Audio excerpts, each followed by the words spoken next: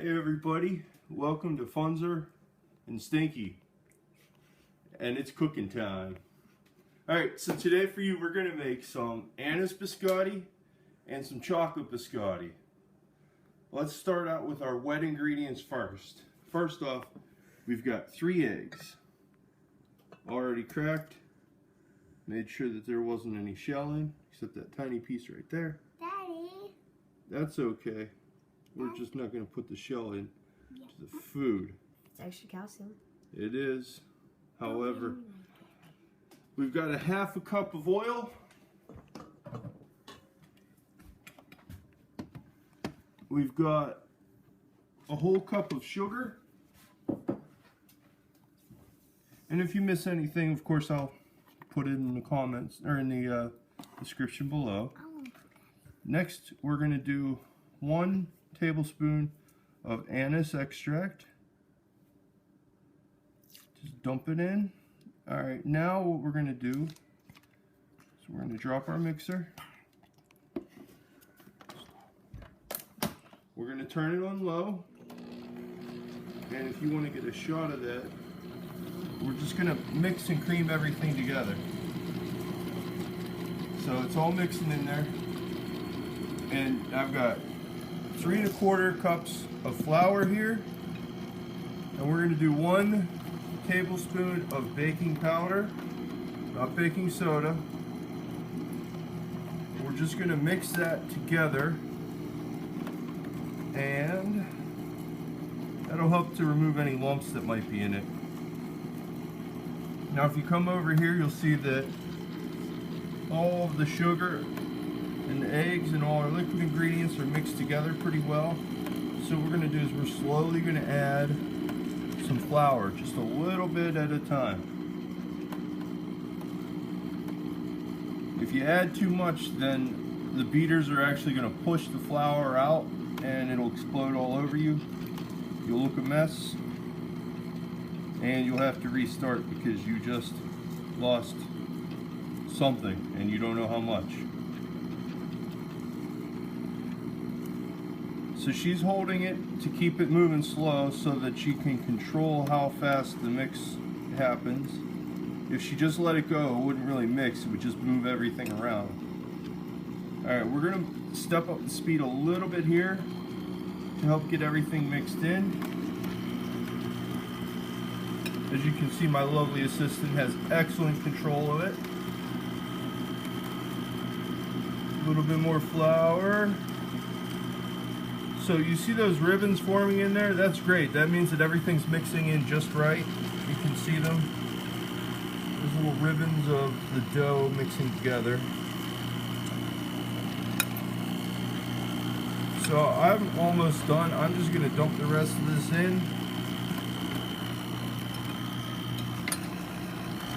There we go. And you can see it clouded up a little bit. So we're going to actually slide that in, and then we'll slide it back. That helps, that's just for this mixer, it helps to mix everything together. Hold the handle, please. There we go. We have to fight it a little bit, move it back and forth. And then we're done. We're just going to lift that and eject these guys. And we're going to take our little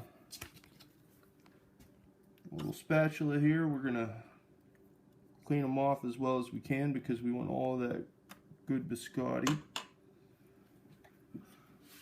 And we don't quite have a home for them right now, but that's alright. We'll clean up in a minute. You guys don't have to watch us clean up though. There's number 2. Alright. So we'll just stick these guys back in here. Just to hold them for now. And then our next step is we're going to actually turn this out onto a cutting board. We're going to throw a little flour on it. Just a little bit. That way the dough won't stick. That's good. That's good. Thank you. You can just set that back in there. Oh, you want some on your hand? Alright. So this is mostly mixed together, but I like to finish it by hand. Just because that way I'm certain that everything is mixed together. It's sticking in the bottom here. This is the third batch that we made today. So we'll just take that for now. What we're going to do is we're going to work it by hand. Come on, you need to move over here if you're going to do it. We're going to work them by hand and just roll it and then push it with the heel of your palm, kind of like you're kneading bread dough. And you're just looking for a consistency that's, well, kind of like what we have there. We're going to do that for a couple of minutes until we're sure that it's all ready. Then we're going to split it into loaves. There we go, we got the last out. Oh no. There we go. Maybe not all of it. So there we go. There's that. We're just going to mix it in real quick. See how it's sticking where there wasn't flour? So we'll just grab it. Daddy. Thank you. I have a little bit more experience than you. Well, Only I 30 think more years of than a little experience. bit, because I'm only 7. Yeah, so there we go. Next, we're going to split it in half. We're going to make 2 logs out of it. You want to make them maybe an inch high at most. Keep the ends very flat. And I didn't break that in half very well. Keep the ends flat because otherwise the thinner pieces will cook faster. And then, strongly recommend using parchment paper for this part. But what we're going to do is we're going to throw them next to each other on the pan. The recipe calls for 375, but my oven's a little bit hot. So we're actually going to do 370 for 25 minutes.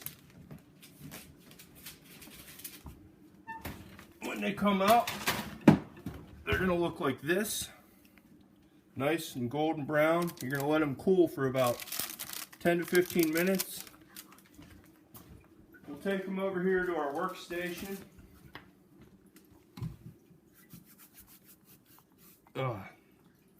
And then we're just going to slice them up into pieces about 1/4 of an inch wide. And then we're going to lay them down. It's not fully cooked at this point, but it's mostly cooked. That's why we're going to bake it a second time. And then, when you're done, you're going to throw them back in the oven at 350 for 10 minutes aside. They're going to come out looking a little bit less done than that. That's your biscotti.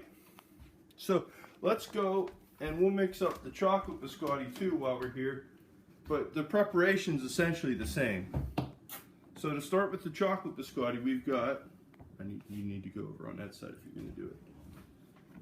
We've got 3 eggs and 3 yolks right here. That's going to start our liquid. Next, we need 1 2/3 cups of sugar. So we're just going to use our measurer here.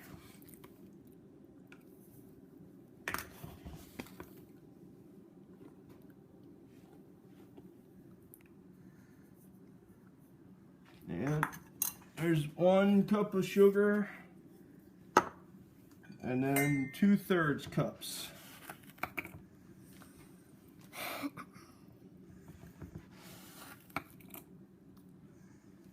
Okay, next step, what else? That's it for liquid ingredients. So we're gonna have my lovely assistant here. She's just going to mix it and be careful that it goes flat. Okay, just turn it up like that. It's going to stay out and then leave it. Okay, while she's doing that, come on over here. We've got 2 1/4 cups of flour to start. We need a 1/2 cup of cocoa powder.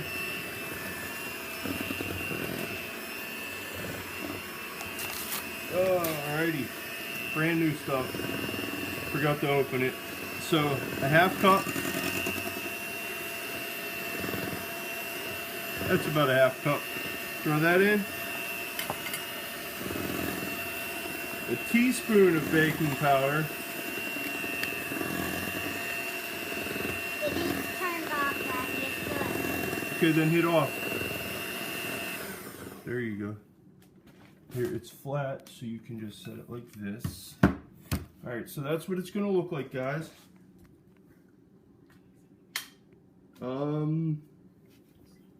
Let's see. 1 tablespoon of almond extract.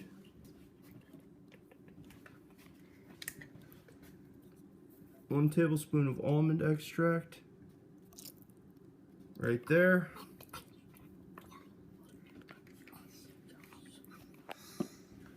We're just going to take a fork and we're going to stir up our dry ingredients. And then we're going to mix our dry and our wet ingredients the same as we did the other ones with the anise. But then when we get to the kneading point, if we want, we can add things like chocolate chips, chopped up nuts, things like that.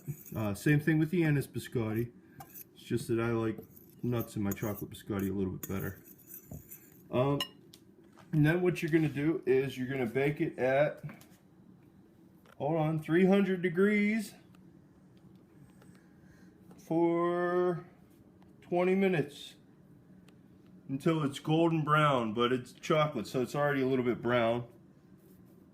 And then you cut them and you'll do them for about another 20 minutes until they're done.